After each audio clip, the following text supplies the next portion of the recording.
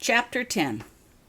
Holly told Becky and the other Hufflepuffs on the train the next day about her adventures in the Forbidden Forest. While dismayed that she had chosen to break the rules, no one suggested she should have stayed hidden or that she shouldn't have tried to help her cousins in the first place. They all cheered when Holly reported she had gotten 10 points for finally figuring out the directions of emotions. When the train pulled up to the station, Holly said goodbye to all her friends and watched them leave with their families. With Becky's help, Holly managed to make it through the pillar that separated platform 9 3/4 from the Muggle side of the station. Holly closed her eyes, and Becky pulled her through. Becky's parents were waiting anxiously on the other side. They seemed really nice. Holly said hello to them and thanked them for forwarding her letters. Finally, she waved goodbye to the Smiths and watched as they left. They had offered to stay with her until Holly's parents arrived, but Holly didn't think that would be a good idea. They seemed to understand. After they left, Holly found an empty bench and settled down to wait for her parents. Sasha jumped up on her shoulder and started purring in her ear. Madame Pomfrey seemed correct. All the Muggle emotions passing by seemed much more muted than those she had experienced at Hogwarts. "Hello, Holly." Holly looked up and saw the tall figure of Harry Potter standing quietly next to her. "Mr. Potter," stated Holly with surprise, "what are you doing here?" "I thought I would say hello to my cousin," he replied with a smile. "But your family? Surely you want to be with them." She had seen them all greet each other and take off ages earlier when she was on the Hogwarts side of the station. "I have all the holidays to spend with my family, and only now to spend with you. May I sit down?" Holly nodded, and Mr. Potter sat down on the bench next to her.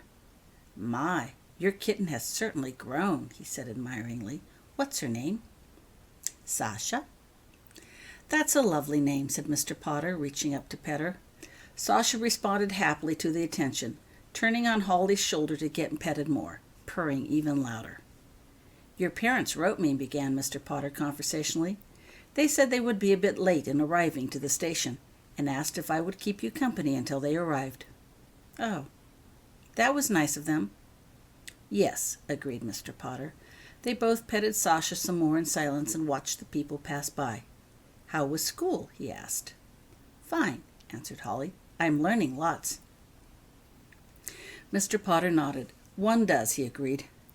They watched more people pass by. Finally, Holly spoke. "You never told me you were famous," she said. "I don't feel famous," he replied quietly. "Just lucky to be alive." "Oh."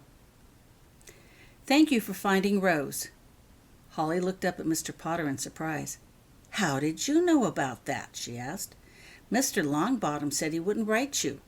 "He didn't," said Mr. Potter. He waited a moment before continuing. "Madame Pomfrey wrote me."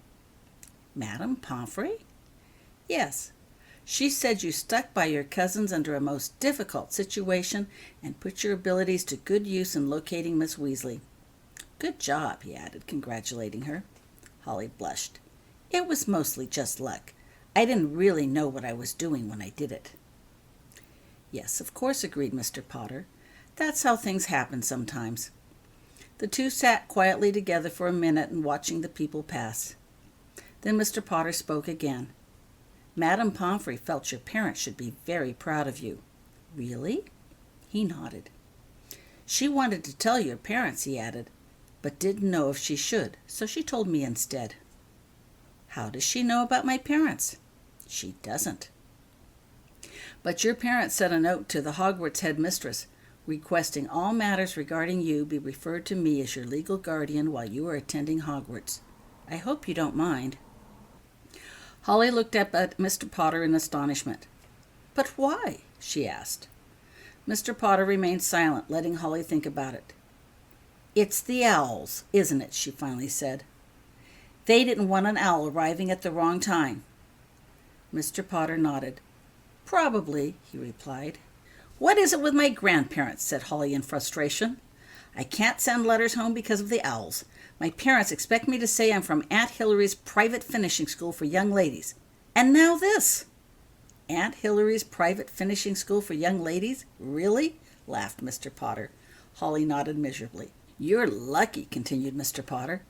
Your grandparents told everyone I attended St. Brutus's Secure Center for Incurably Criminal Boys." Holly looked up in surprise. "Seriously?" she asked. "Yep." "Didn't it make you mad?" "Yeah, but it wasn't as if I could do anything about it. I couldn't tell anyone where I really went and couldn't prove it if I did. Later on, I didn't care. I knew the truth, and that was enough for me. I think I'd have been madder if I'd had to actually attend St. Brutus's Secure Center for the Incurably Criminal Boys." Holly laughed. Mr. Potter reached out and started petting Sasha again. Sasha squirmed in happiness.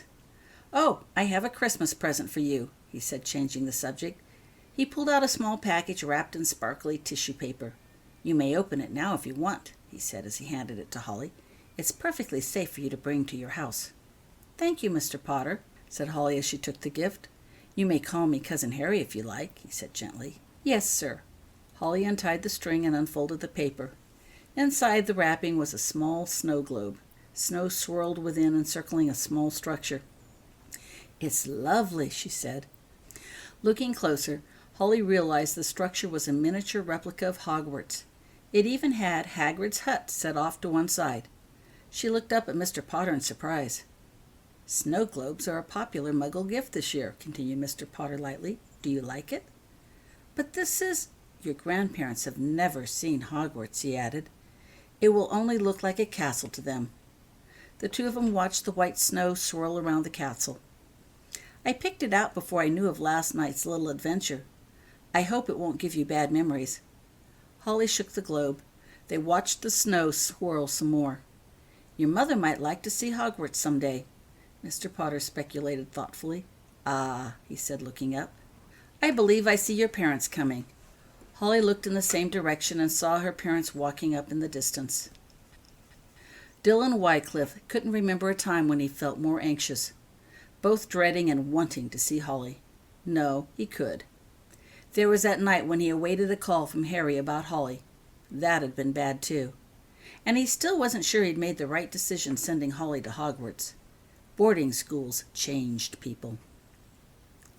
Vernon had come back from Smeltings changed.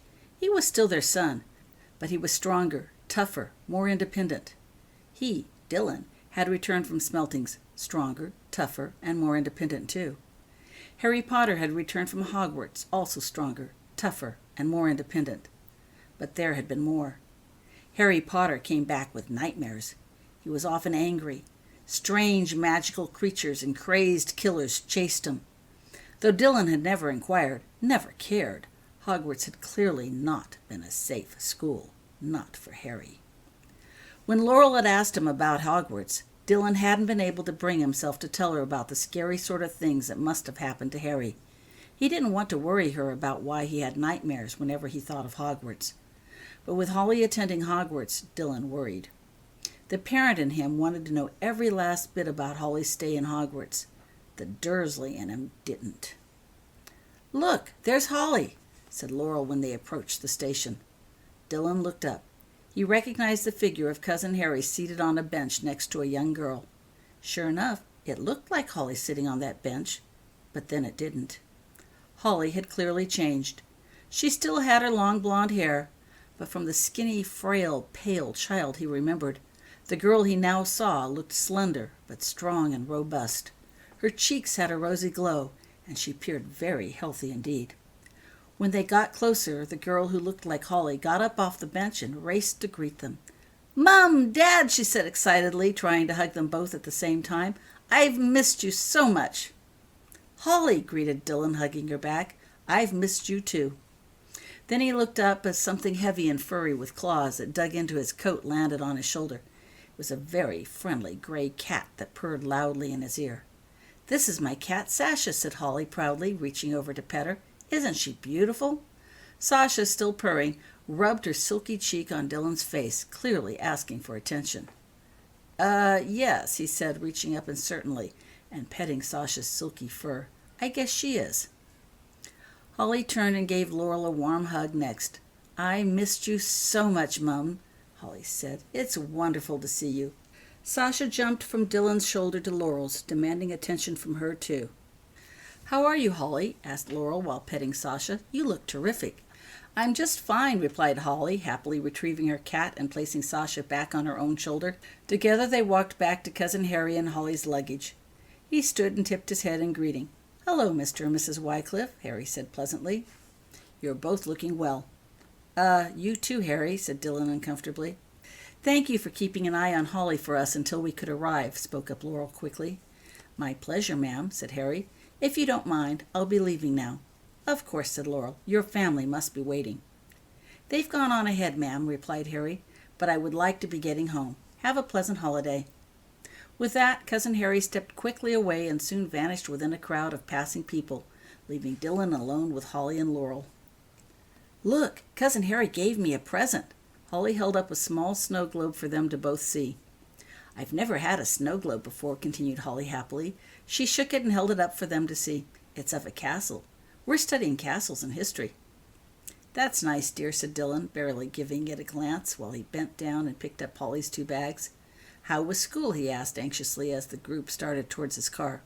"School was terrific. I had a great time. I've made some really good friends." "What kinds of things do you do?" asked Laurel. Some of us went on a hike around the grounds yesterday," said Holly. "It was really pretty outside with the snow falling." They reached the car. Dylan looked hesitantly at Sasha, still on Holly's shoulder. He began. "We kind of forgot to bring a carrying case." "That's all right," assured Holly. "Sasha'll be fine on my lap." That's what she did on the train. Holly got into the car. Sasha jumped off her shoulder and curled up on Holly's lap. "See?" said Holly, strapping herself in. "She's very well trained." Dylan put the bags in the trunk and got in. "So, tell me about Vernon," asked Holly. "How was his school?" "Vernon got home yesterday," began Dylan, relieved to be on familiar topics. He and Laurel spent the rest of the trip talking about the news. Vernon at school, his parents' trip, news in the neighborhood. Holly listened with interest, asking questions. It was late when they finally arrived home. Holly grabbed her things and went to her room. It all looked just as she had left it. Holly changed her clothes and got ready for bed. "How would you like to go shopping tomorrow?" asked Laurel as she tucked Holly in. Both she and Dylan had come to Holly's room to put her to bed. "I'd like that a lot," said Holly happily as she snuggled under familiar blankets. The cat jumped onto the bed and crawled under the covers with Holly. "Good night," said Dylan as he kissed her gently on the forehead. Holly smiled sleepily, reached up and gave Dylan a bedtime hug. "Good night, Daddy," she whispered in his ear. "It's so good to be home." Reassured by her words and the warmth of her hug, Dylan hugged Holly tightly and smiled. "It's good to have you back," he told her. Holly had come back from that school, changed. She was definitely stronger and probably tougher and more independent. But maybe, underneath it all, Holly was still his little girl. Dylan stood, turned out the light, and left the room, shutting the door behind him. Laurel Wycliffe was cleaning some dishes when Holly walked into the kitchen. Her cat, Sasha, perched jauntily on Holly's shoulder. Holly was wearing clothing Laurel recognized she had sent with Holly in September. The shirt fit skin tight. The pants looked tight and short. Holly had definitely grown during her stay at Hogwarts. "Hello, Mum," said Holly with a smile. "I had a dream last night that I was home asleep in my own bed. And guess what? When I woke up this morning, the dream came true." Holly gave Laurel a big hug. "It's so good to be home." "It's good to have you here," said Laurel, hugging her back. "Would you like some breakfast?" "Yes, please," said Holly, sitting down at the table. "Where's Vernon?" "He got up and ate earlier," explained Laurel. "He's over at the neighbor's now." Laurel filled a large bowl with oatmeal and set it down before Holly. Holly immediately poured in some milk and stirred it all together. The cat jumped off Holly's shoulder and onto the floor. She immediately started twining around Laurel's legs in an unmistakable bid for food. Holly," began Laurel, "we really did forget about the cat. I'm afraid I haven't got any food for it." "Her," corrected Holly. "That's okay. She's very flexible." Holly got up and grabbed a small saucer. She heaped some of her own oatmeal into a bowl, added some more milk, stirred it up, and placed it on the floor for the cat. The cat began to eat eagerly. Holly added some sugar to her own bowl, stirred it, and began to eat. "I can't begin to tell you how wonderful it is to be able to walk 10 paces from the bedroom to the kitchen for meals," she began. "Our house, my dorm, is on the very top of a tower. The food is served on the ground floor. There are hundreds of steps in between. I usually have to go up and down them at least twice a day, more if I forget something. I am so tired of those steps." Laurel listened with interest. "Aren't there any elevators?" Holly shook her head. "Not really. The only thing close to an elevator that I've seen was on the way up to the headmistress's office," she replied. "Everyone walks." "But what about handicapped students?" Laurel sat down at the table across from Holly. "Huh?" "You know, students in wheelchairs and such." Sasha had finished eating and had moved to the back door, circling in front of it anxiously. Holly got up, let Sasha out, and then returned to her meal. "There aren't any handicapped students," Holly replied thoughtfully. "How odd." "There are lots of students, but none in wheelchairs." "Don't they get injured?" "Lots of times, but they always stay in the infirmary until they are well." "How many students are at the school?" asked Laurel. Holly frowned as she thought about this. 2, maybe 300. I've never counted, but it seems like an awful lot when we eat together. Holly got up, put hers and Sasha's empty dishes in the sink, and went to the back door. She opened it. "Sasha!" she called, looking around outside. Holly walked outside. "Sasha!" she called. "Sasha!" Holly returned to the kitchen. "She's not there," Holly said, puzzled. "I wouldn't worry about it," said Laurel reassuringly. "It's a new place. She probably wants to explore a bit." "She's never done that before," said Holly, clearly worried. "She's never been here before," reminded Laurel. "Maybe," said Holly, not convinced and still looking worried. "Just sit down and wait a bit," suggested Laurel while she wiped the crumbs off the table. Reluctantly, Holly sat down again. "Maybe it will just take time for her to get to that back door." "In the meantime," said Laurel, rinsing off the dishes, "why don't you and I plan our shopping trip? Where would you like to go first? It looks like you need just about everything." "I need new shoes," said Holly distractedly. Laurel looked at the shiny, bright pink shoes on Holly's feet. "Actually," she concluded out loud, "they are about the only thing that doesn't look small on you." "They're school shoes," said Holly absently, watching the door anxiously. "I'd like something for the holidays." Abruptly, Holly got up and went to the kitchen door. She opened it and again looked outside. "Sasha! Sasha!" Holly closed the door and returned slowly back to the kitchen. "Mom?" she said softly. "Yes, dear?" Laurel glanced at Holly and then looked again. Gone was the self-assured, smiling child that had walked in for breakfast. This Holly looked utterly lost and woebegone. "Remember when I told you there weren't any handicapped persons at Hogwarts?" "Yes." "Well, I think I kind of lied. I think, maybe, there is one handicapped person there." "Oh?"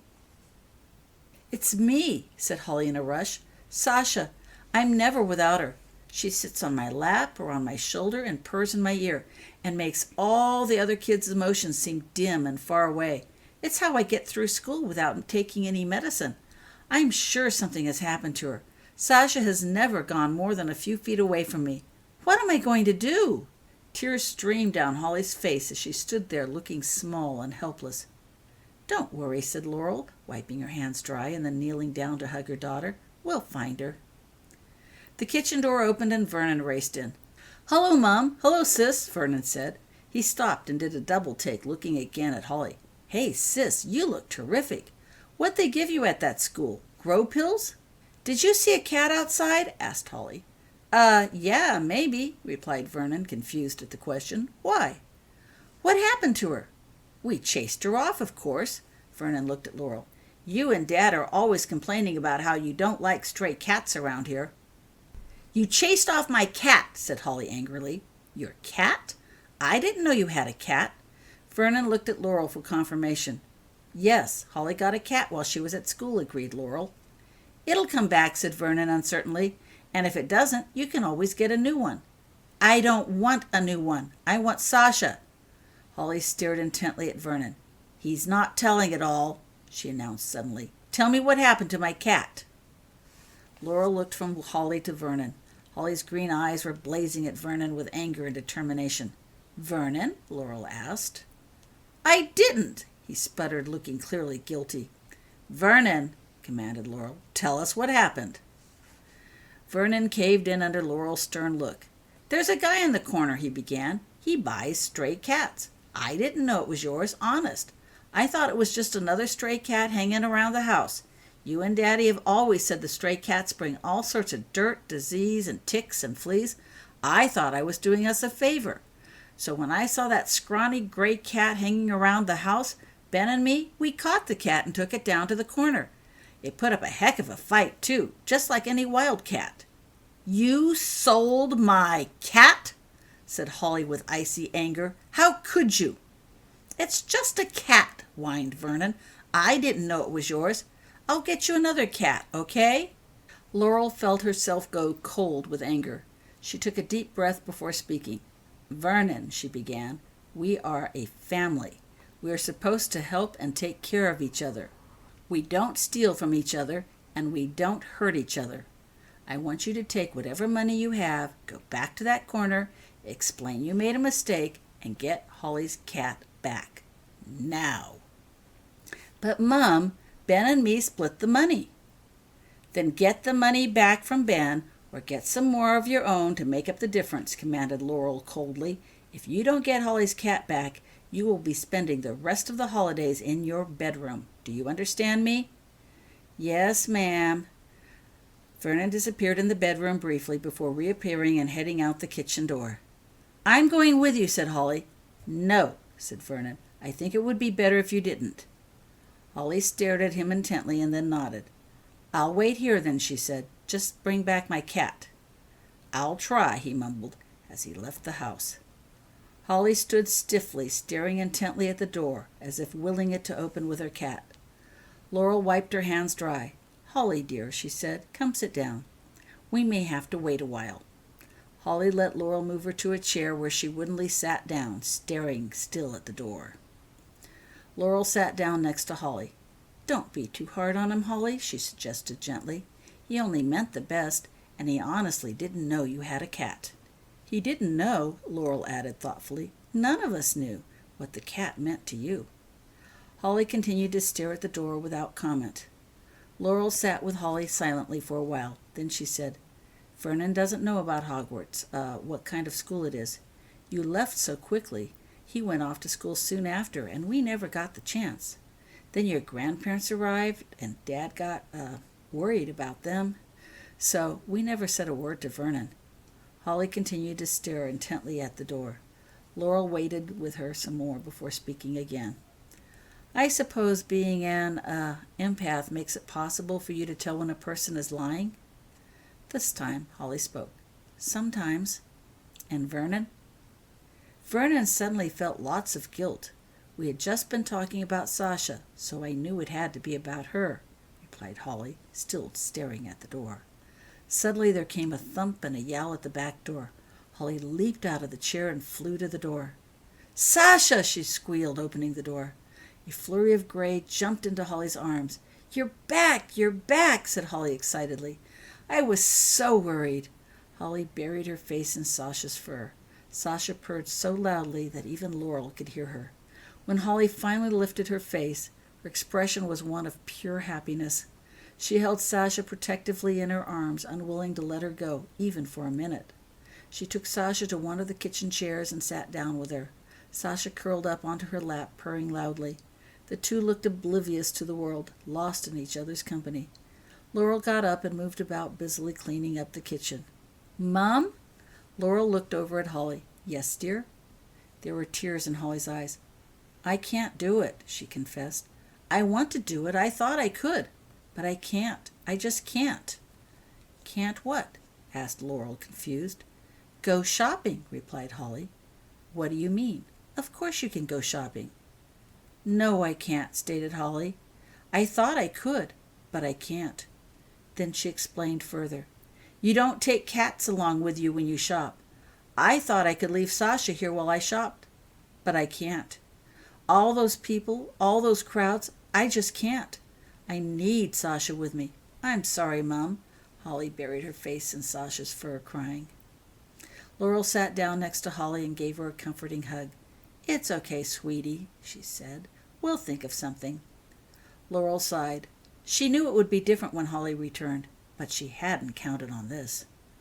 Laurel thought about the problem a bit. Finally she asked, "Does Sasha have to be on your shoulder or your lap?" "No, Mum, just nearby." "Well, I have an idea that might work." Laurel got up and started towards the bedrooms. Just then the kitchen door burst open. "Well, I tried," said Vernon loudly as he entered the kitchen. "I started to open the cage and that cat shot out like a rocket. I couldn't find her anywhere." Vernon caught sight of Sasha curled up in Holly's arms. "Man," he said, impressed, "that cat must be part homing pigeon." Sasha took one look at Vernon and immediately began hissing and growling. "Whoa," said Vernon, immediately backing up. "It's okay, Sasha," said Holly, stroking her cat soothingly. "This is my brother Vernon. He didn't know you belonged to me. He won't do it again, right?" Holly looked up at Vernon expectantly. Right," replied Vernon, looking warily at Sasha. Sasha quit hissing and growling. She settled warily back down on Holly's lap, but her ears remained flattened, indicating extreme displeasure. Laurel spoke up. "Holly and I are going shopping." "But, Mum," protested Holly, "I can't." "Don't you worry about that," assured Laurel. "As I was saying," continued Laurel to Vernon, "Holly and I are going shopping. Want to come along?" Vernon eyed Laurel suspiciously. "What kind of shopping? Can we go to the game stores?" "No. We are shopping for some more clothes for Holly, and that will take up all our time." Vernon made a face at the thought of clothes shopping. "I think I'll pass," he replied. Laurel smiled. "Fine," she said. "Then I think this might be a good time to finish up some of that schoolwork you have to do over the holidays." "Ah, Mum." "No argument," replied Laurel sternly. "And I don't want you going out of the house until it is all done. Understood?" "Yes, ma'am," said Vernon glumly. "Good. I'll be checking on your work when we return. Oh, and Vernon." "Yes, Mum?" "I don't like the idea of you selling animals, even strays, to get money. It sounds very—" Laurel hesitated, choosing the right word— "repugnant. If you need more money, let's you, your father, and me sit down together and discuss some more respectable means of raising finances. Understood?" "Yes, ma'am." Vernon looked truly unhappy at that news. "Holly?" Holly looked over at Laurel. "Come with me."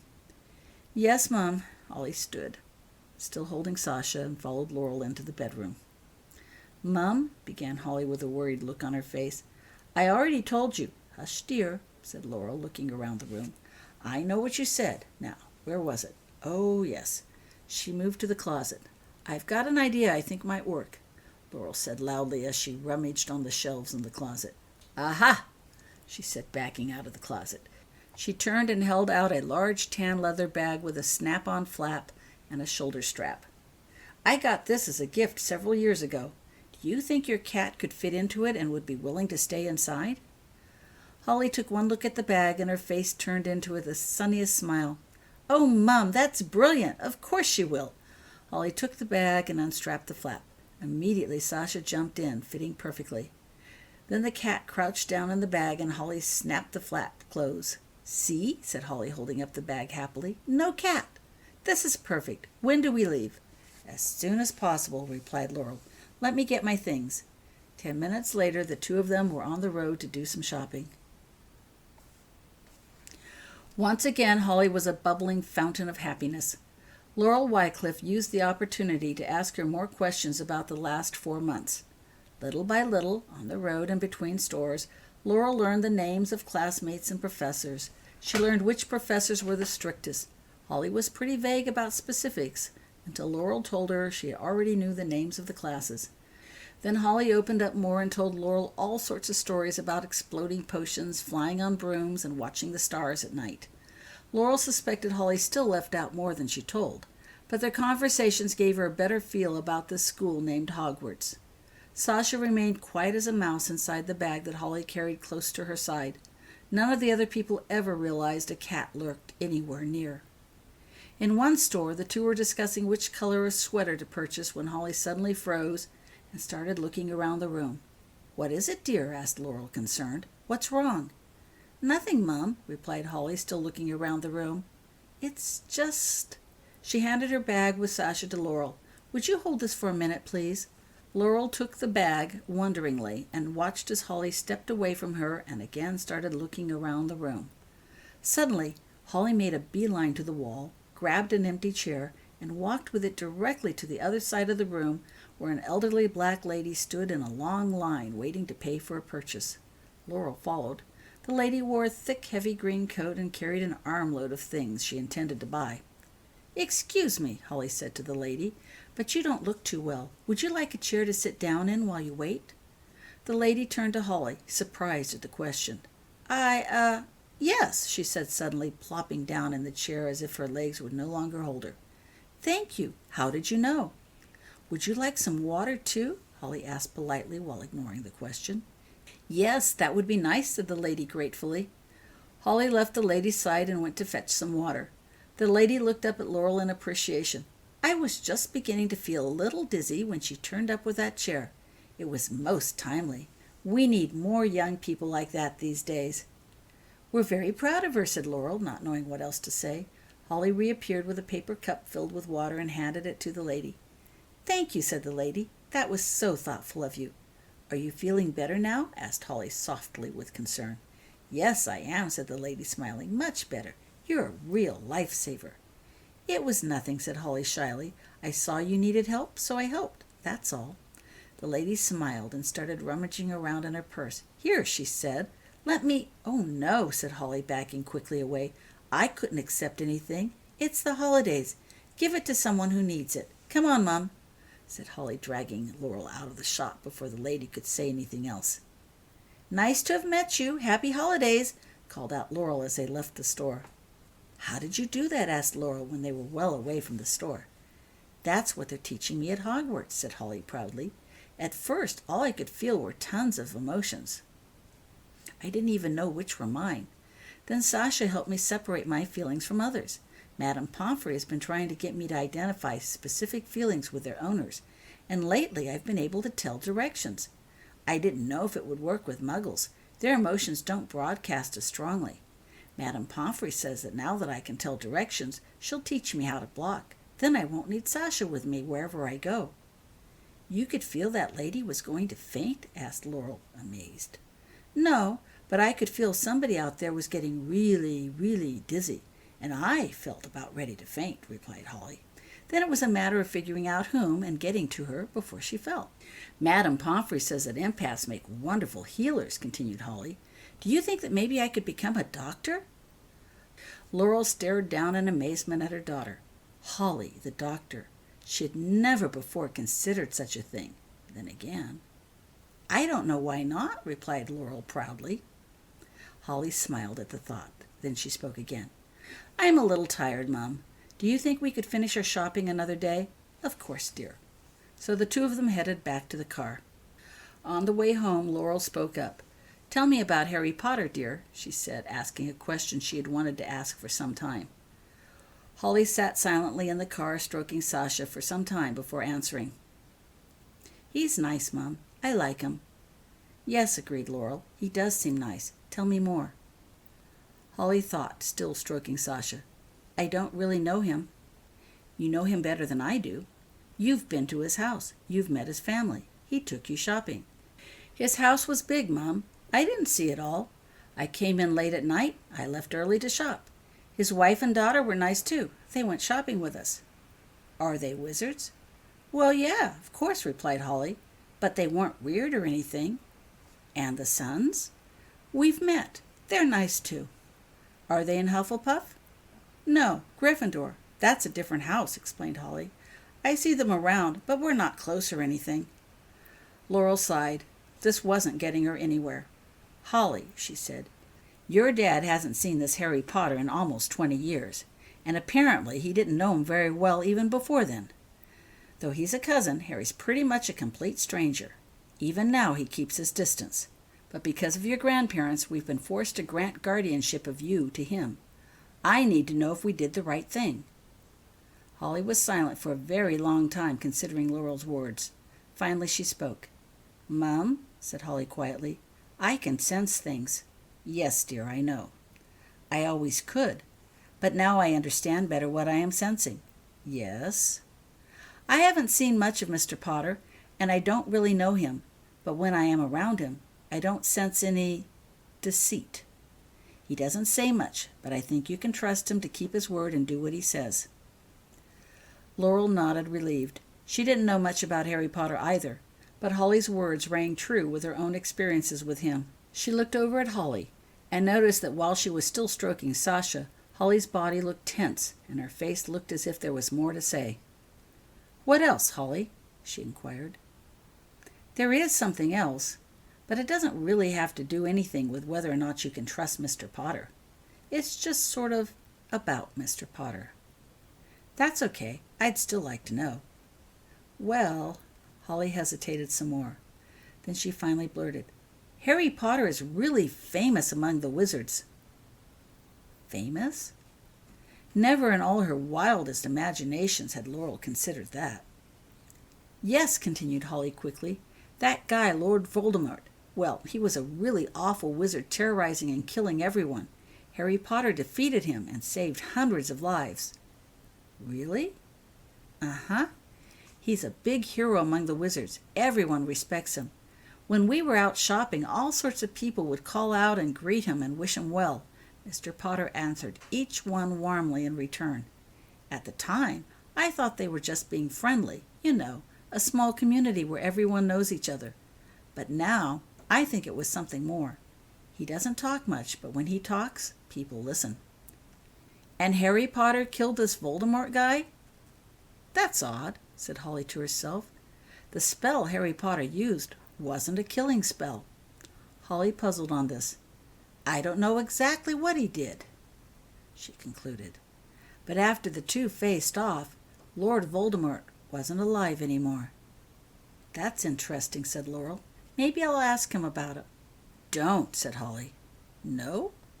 "Harry Potter doesn't talk about his days fighting Lord Voldemort, not even with his own family," explained Holly. "His own son James didn't know what his dad had done until after he started attending Hogwarts." Holly stroked Sasha a few times before continuing. "I asked Mr. Potter about being famous while we were at the station yesterday. He said he didn't feel famous, just lucky to be alive. And I felt incredible sadness. It may have happened almost 20 years ago, Mum, but the memories are still very close to the surface for Mr. Potter. It wouldn't be right to bother him about it." "No," agreed Laurel thoughtfully. She turned the car into their driveway. "The question has no relevance to today.